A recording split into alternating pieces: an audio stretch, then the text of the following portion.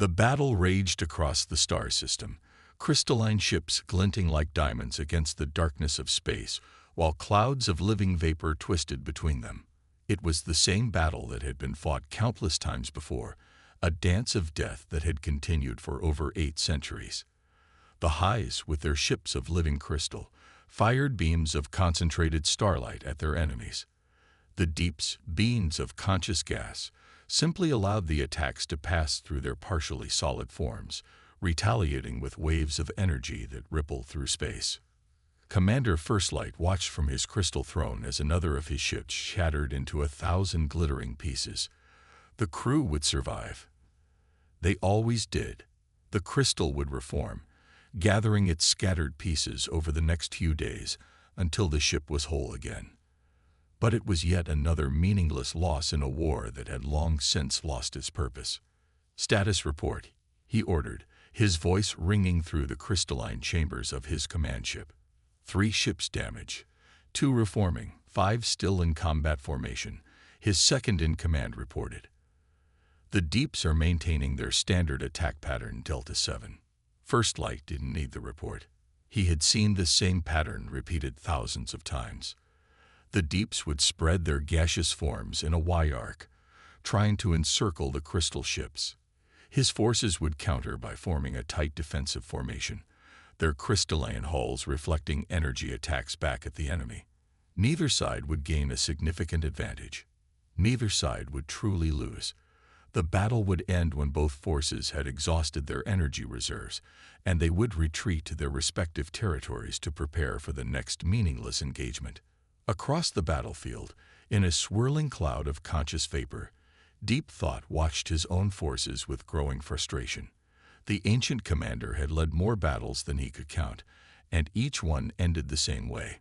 His gaseous form rippled with annoyance as he observed the highs executing their predictable counter-maneuvers.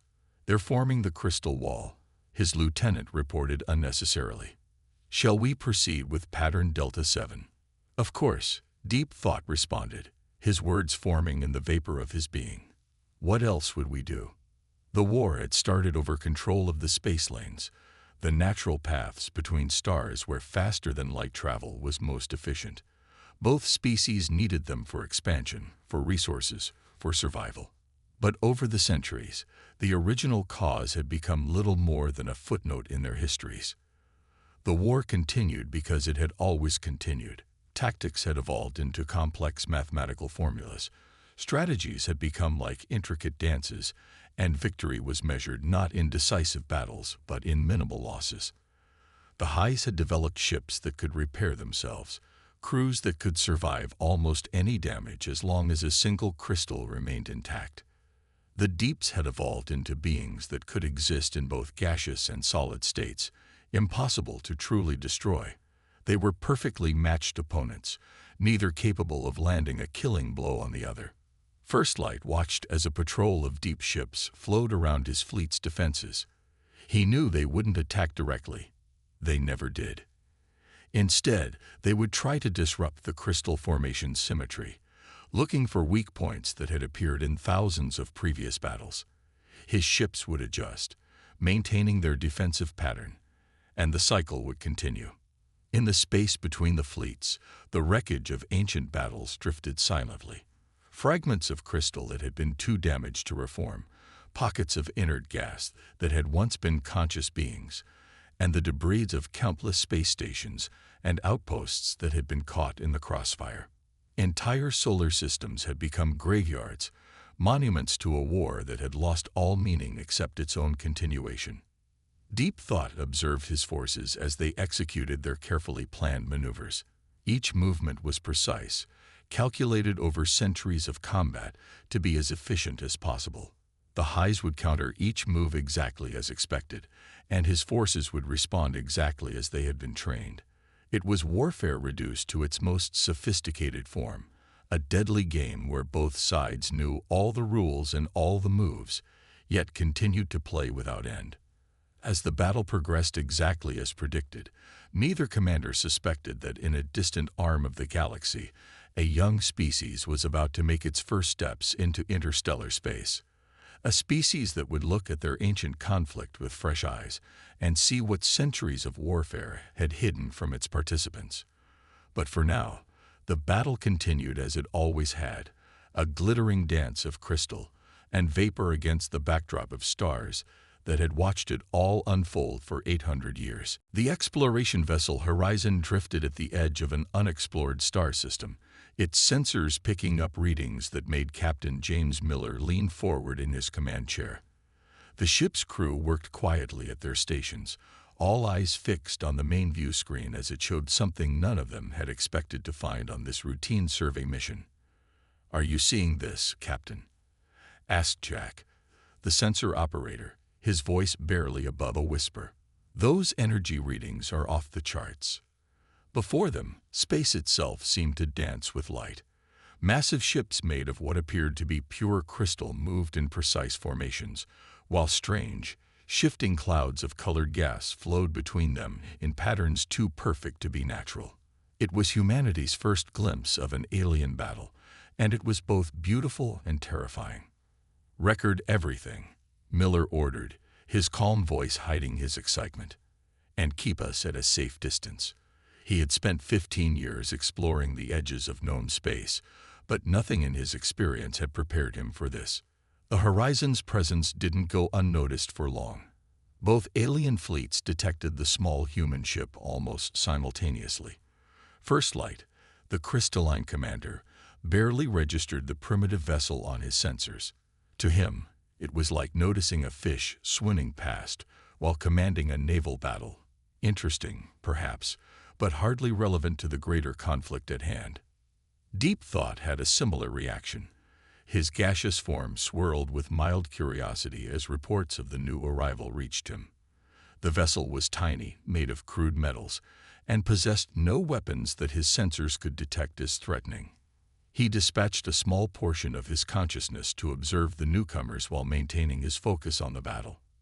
Miller watched in amazement as two separate groups broke away from the main alien fleets and approached the Horizon.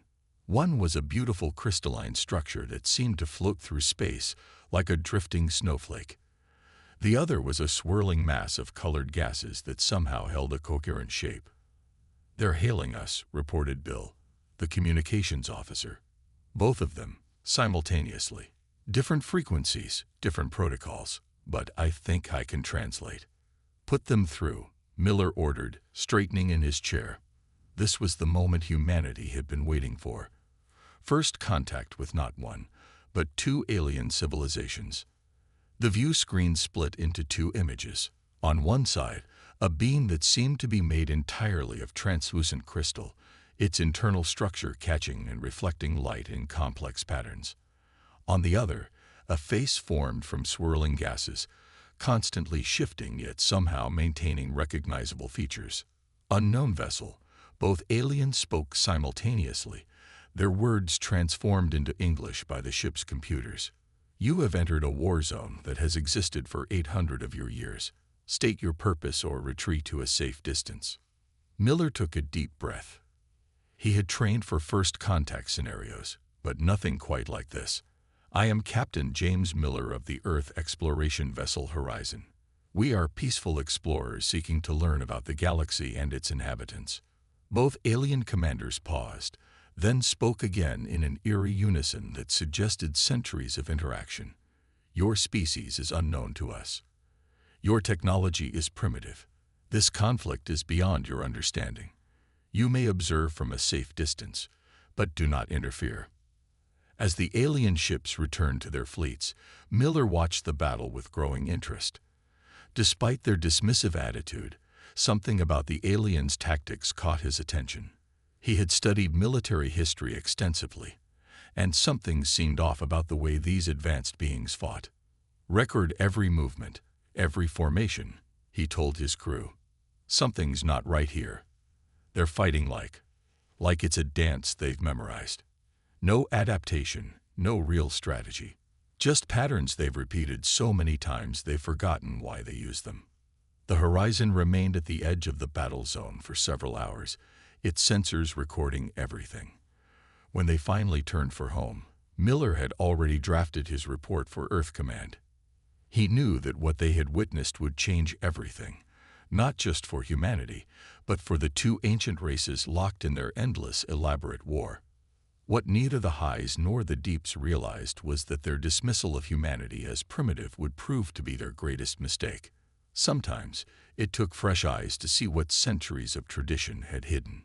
And humans, with their short lives and constant drive to find better ways to do things, were about to show these ancient civilizations just how primitive they weren't. The United Earth Defense Council chamber was silent as the recording from the horizon played on the main screen. 50 of Earth's top military leaders watched the alien battle unfold, their expressions growing increasingly puzzled as the display showed the same patterns repeating over and over. Tom Walker, the head military advisor, stood up when the recording ended. His weathered face showed the kind of confusion usually reserved for watching a child make an obvious mistake. He walked to the front of the room, pointing at several frozen frames from the battle. "Look at this," he said, highlighting a formation of crystal ships. "They're using the same attack pattern every time. And here," he switched to a view of the gas-like aliens. "They respond with the exact same counter-move every single time." The room buzzed with quiet discussions. Walker continued, pulling up more images. Captain Miller's team recorded 6 hours of combat.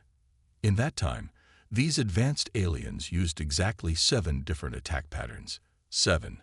We have more variety in a basic training exercise.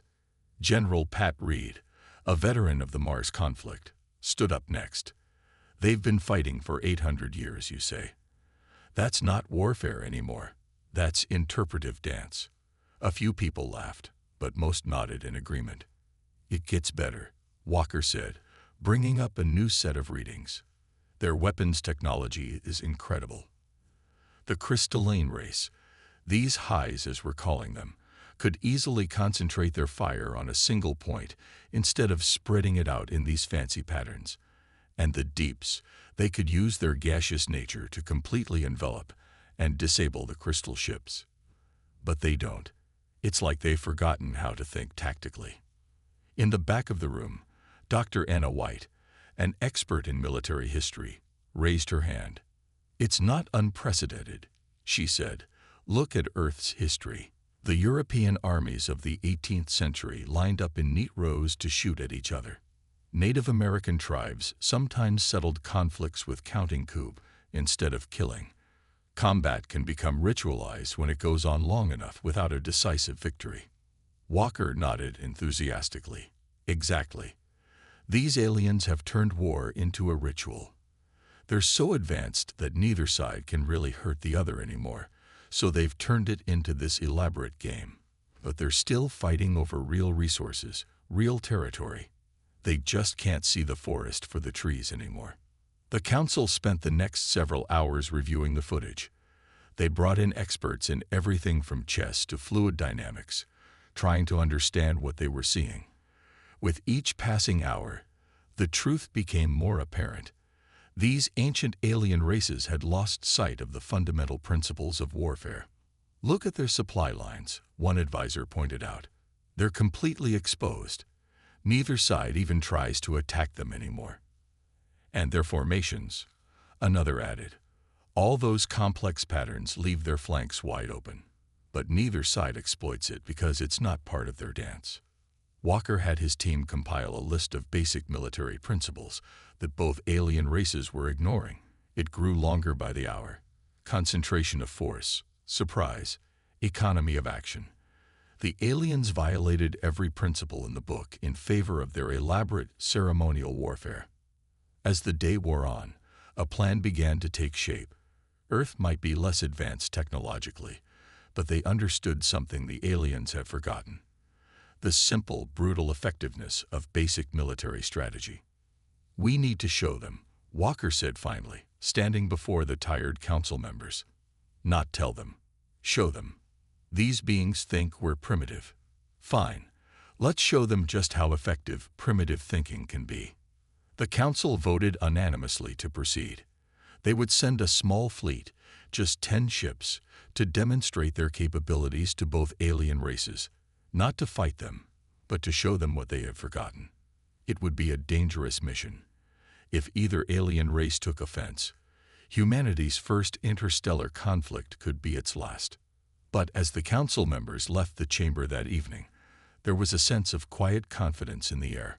Sometimes the simplest solutions were the best ones, and humanity, the new kids on the galactic block, were about to teach their elders a lesson they had spent 8 centuries forgetting. The next day, Earth would begin preparing its demonstration fleet. The aliens had dismissed humans as primitive. Soon, they would learn that primitive didn't mean what they thought it meant. The holographic display in Earth's primary defense center showed 8 centuries of alien battle recordings playing at high speed.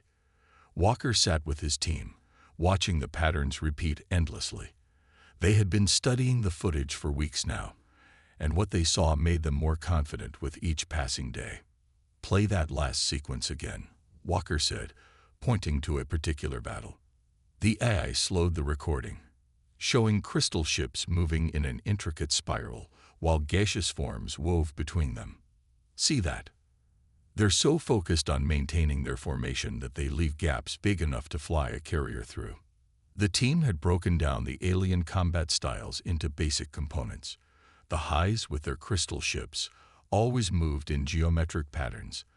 They valued symmetry above all else, often sacrificing tactical advantages to maintain their beautiful but impractical formations. The deeps, despite their ability to flow anywhere, restricted themselves to set paths of movement, like dancers following marks on a stage. "It's like they're playing chess," said Robert, a young tactical officer, "but they only use the fancy moves. They've forgotten that sometimes a simple pawn can win the game." Walker nodded, standing up to stretch his legs. On the wall behind him, screens showed Earth's small fleet in preparation. 10 ships, that's all they would need. 10 ships to demonstrate what these ancient races had forgotten. "The highs never break formation," he said, walking around the room. "Never. Even when breaking formation would give them a clear advantage. They'd rather lose a ship than spoil their pattern. And the deeps." He waved at another screen showing the gaseous aliens' tactics. "They could literally flow anywhere, but they stick to these preset attack vectors like they're running on rails." The team had developed a straightforward plan. No complex formations, no elaborate maneuvers, just basic military tactics that any first-year cadet would know. The kind of simple strategies that had won battles since humans first picked up weapons. "Sir," called one of the analysts, message from command. "Both alien races have accepted our offer to demonstrate our," what did they call it? "Our primitive understanding of warfare," Walker said with a slight smile. "Good. Are they still insisting on using their ceremonial battle site?" The analyst nodded. The aliens had designated a specific star system for their demonstration, one they had fought over countless times before. They saw it as a proper stage for what they assumed would be humans embarrassing themselves. Walker's team spent the rest of the day finalizing their plan. It was so simple that the briefing document was only 3 pages long. The alien commanders, used to tactical manuals that filled entire data cores, had responded to this brevity with thinly veiled amusement. "They think we're stupid," Robert said, looking at the latest communication from the aliens. "They think we're going to try to copy their tactics and fail." "Let them think that," Walker replied. "The best trick is making your opponent believe they've already won. These aliens have spent centuries perfecting their warfare into an art form. They've forgotten that war is an art. It's about achieving objectives in the most effective way possible." The fleet commanders gathered for their final briefing. The plan was simple: no formations, no patterns, no fancy maneuvers. They would demonstrate basic flanking movements, show how concentration of force could break the aliens' beautiful but impractical formations, and prove that sometimes the direct approach was the best one. "Remember," Walker told them, "they're going to laugh at first. They're going to think we're being crude and unsophisticated. Let them laugh. We're not there to impress them with our style. We're there to show them what they've forgotten." As the briefing ended, news came that both alien races had assembled their demonstration fleets. They had chosen their most experienced commanders, bringing their finest ships to show these upstart humans how real warfare was conducted. Walker looked at his simple battle plan one last time before sending it to the fleet. 3 pages of basic tactical doctrine that would shake the foundations of 8 centuries of ritual combat. Sometimes the hardest thing to see was the obvious solution right in front of you. Tomorrow, humanity would remind 2 ancient races of this simple truth. The designated star system was crowded with ships of 3 very different designs. The crystalline vessels of the highs formed perfect geometric patterns on one side. The gaseous ships of the deeps flowed in their traditional formation on the other. Between them, 10 small metal ships from Earth hung in space, looking plain and unimpressive by comparison. Admiral Mary Stone stood on the bridge of the lead Earth ship, watching the alien fleets arrange themselves. The aliens had brought 50 ships each, far more than necessary for a simple demonstration. They clearly wanted to put on a show. "They're sending the signal," her communications officer reported. "Both alien commanders are ready to observe our demonstration of primitive tactics." Stone allowed herself a small smile. "Acknowledge their signal. All ships, prepare to execute Plan Simple." The alien commanders watched with mild amusement as the human ships began to move. There was no pattern to their formation, no grace to their movements. The 10 Earth vessels simply spread out in what appeared to be random positions. First Light, commanding the High Fleet, turned to his second in command. "They don't even maintain basic geometric symmetry. How embarrassing." Deep Thought's gaseous form swirled with what might have been laughter. "Perhaps we should show them a proper attack pattern first, to help them understand." But before either alien commander could demonstrate their superior tactics, the Earth ships did something unexpected. Instead of trying to form any kind of pattern, all 10 ships suddenly accelerated in different directions. "What are they doing?" First Light's voice held confusion rather than amusement now. "There's no harmony to their movements at all." The human ships moved with purpose, but not in any way the aliens recognized as proper combat technique. 3 ships drove straight toward the center of the High Fleet's perfect formation. The crystalline ships began their standard defensive pattern, spreading out to create a beautiful geometric web. But the human ships didn't play by the expected rules. Instead of engaging with the defensive pattern, they simply powered straight through the gaps, breaking up the formation. The crystal ships, programmed by centuries of tradition to maintain their pattern, tried to adjust while keeping their symmetry. In doing so, they created even larger gaps in their defense. "Impossible," First Light muttered. "They're not even attempting to counter our pattern. They're just ignoring it." Meanwhile, 4 Earth ships approached the Deep Fleet. The gaseous aliens began their standard response, flowing into complex patterns designed to surround and confuse the enemy. But the human ships split up, each taking a different approach vector. The Deeps couldn't maintain their planned pattern. There was no single formation that could counter 4 ships attacking from 4 different directions. "They're not following any of the established protocols," Deep Thought observed, his gaseous form churning with agitation. "How are we supposed to respond if they won't follow the proper forms?" The remaining 3 Earth ships waited until both alien fleets had fully committed to their defensive patterns, then struck at the weakest points, places that had been obvious to the humans, but that 8 centuries of ritual combat had blinded to the aliens. Stone watched from her command chair as the demonstration unfolded exactly as planned. Her ships weren't firing live weapons. This was just a demonstration after all. But their targeting computers showed clearly where each shot would have hit if they had been using real ammunition. "Signal from the High Commander," her communications officer reported. They're requesting we stop the demonstration." A similar message came from the Deep Fleet moments later. Both alien races had seen enough. Their beautiful, complex battle formations had been torn apart not by superior technology or overwhelming numbers, but by simple, basic tactics they had forgotten centuries ago. Stone ordered her ships to pull back and regroup. The aliens' massive fleets hung in space, their perfect formations now in disarray. For the first time in centuries, both the highs and the deeps had seen their combat doctrine not as art, but as what it had become, a ritualized dance that had lost its purpose. The demonstration had taken less than 30 minutes.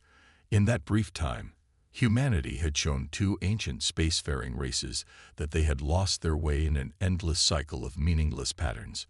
Sometimes the simplest solution was the best one, and Earth's primitive tactics had just proven it beyond any doubt. The mood in the command center had shifted dramatically. After the initial demonstration, both alien races had demanded a full combat exercise.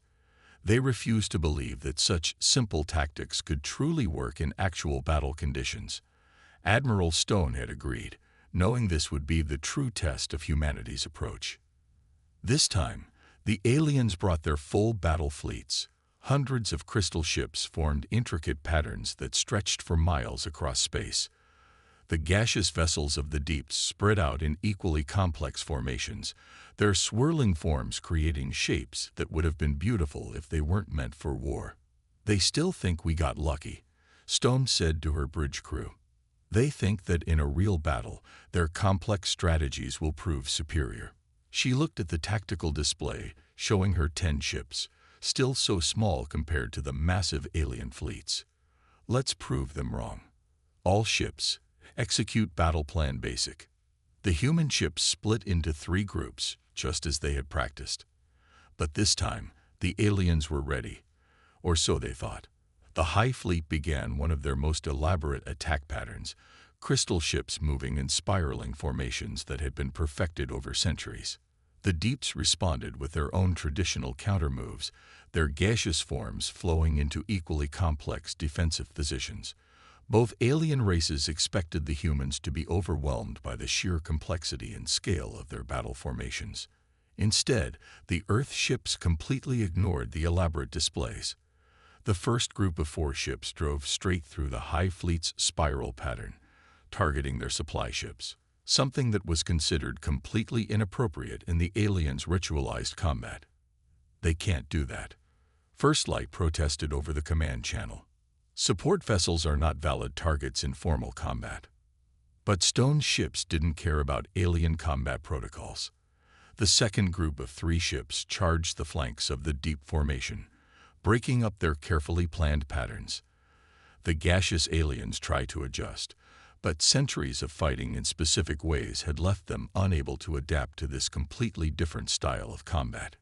"This is not proper warfare," Deep Thought's message echoed across space.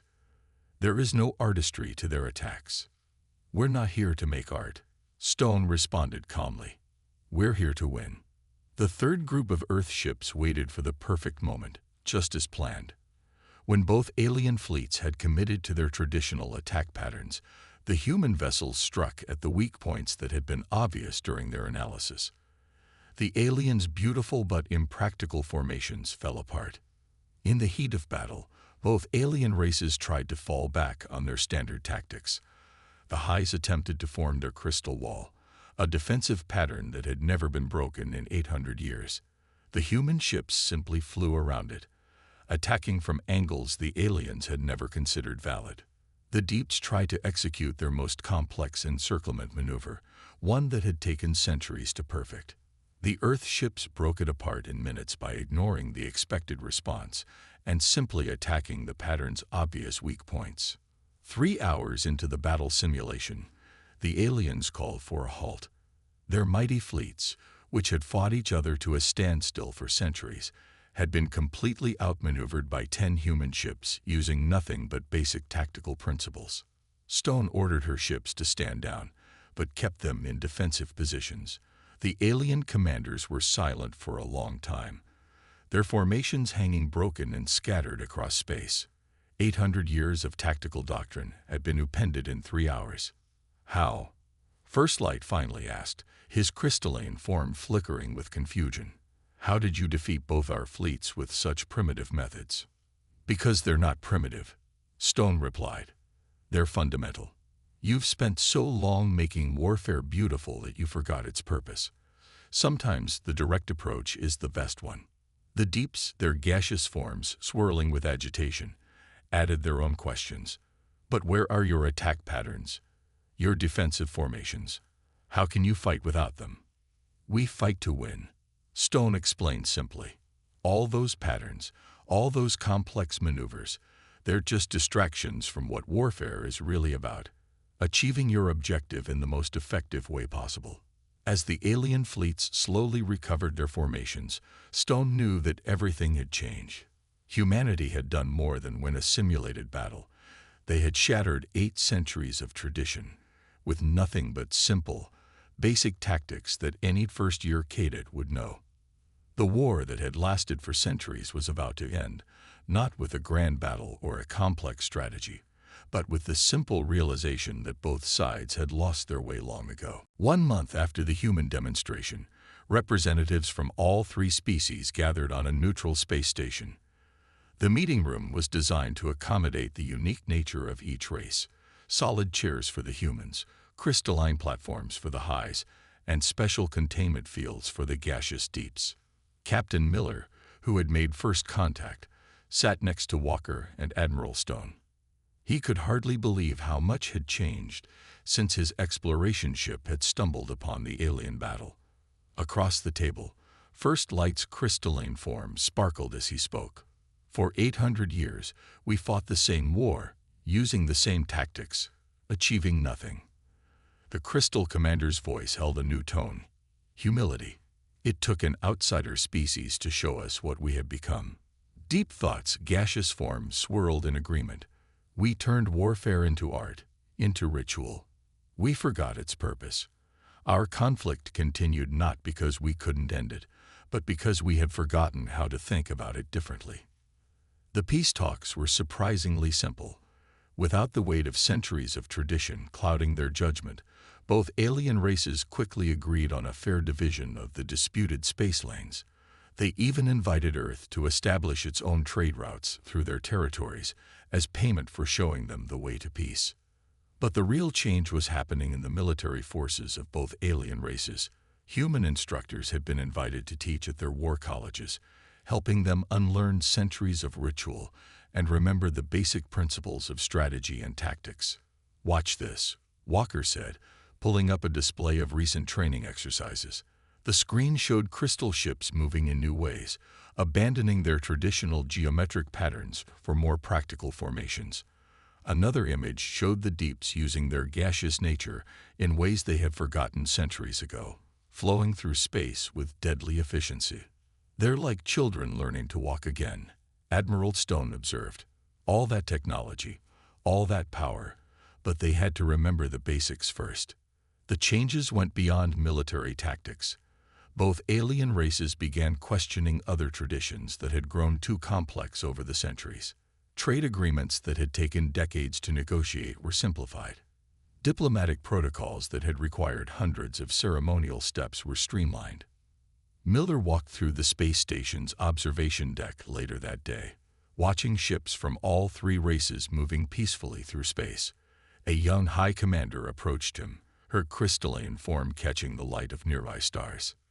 "We found records in our archives," she said. "From the early days of the war, our tactics were once like yours. Simple, direct, effective. Somewhere along the way, we lost that clarity. Each generation added new patterns, new formations, until the original purpose was buried under centuries of tradition." A deep representative joined them, his gaseous form contained in a mobile field. "The same is true for us. We have recordings of our ancient battles. Our ability to change form was once our greatest advantage. But we trapped ourselves in patterns, in expectations of how warfare should look rather than how it should work." Miller nodded, understanding. It was a very human problem, after all. How many times had Earth's own civilizations fallen into the same trap, letting tradition and ceremony overcome practicality? The difference was that humans, with their shorter lives and constant drive for improvement, had never had the chance to let their rituals calcify for centuries. As the day ended, the 3 races signed a formal peace treaty. 800 years of war ended not by force or superior technology, but by the simple act of looking at a problem with fresh eyes.